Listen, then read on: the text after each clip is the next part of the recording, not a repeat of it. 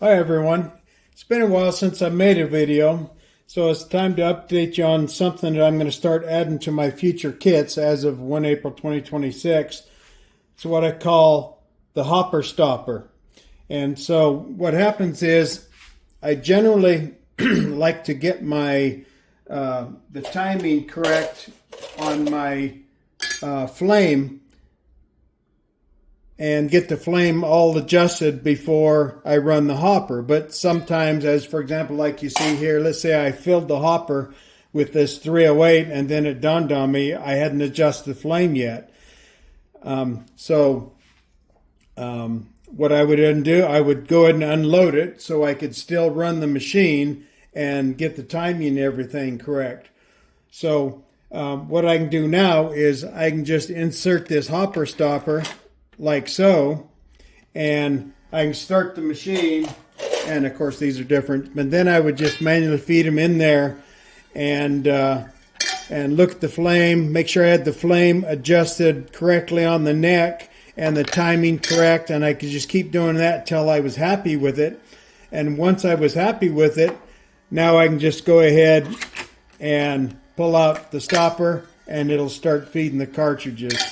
Another thing that I had happen was I was in fact just reloading last week and my hose comes out of here to the propane, of course, and I accidentally hit it and caused my flame to go way off.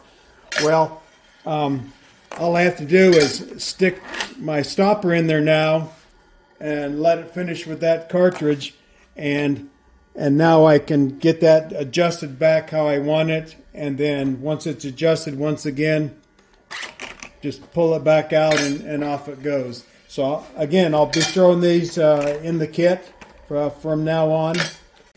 Also, I will be printing these in orange so that it's obviously that it's in place. And I did put a small hole here if someone wanted to add a screw in there for a little handle. It's printed like this, so I can't print a handle on there, and I don't think it's necessary. But if someone wanted a little screw to grab when they pull it out, especially for longer, like 30-06 cartridges, you could do that. But also for storage, I just throw it in the back of the machine, and that's where I keep it for when I need it. Here it is loaded with 30-06, which you see extends out quite a ways. So to use this, if I wanted to stop this, it's preferably to do it when it's not loading one, but all you do is lift up on the cases and slide it in, and it is now stopped. I would actually suggest that you probably turn it off, but it is not necessary.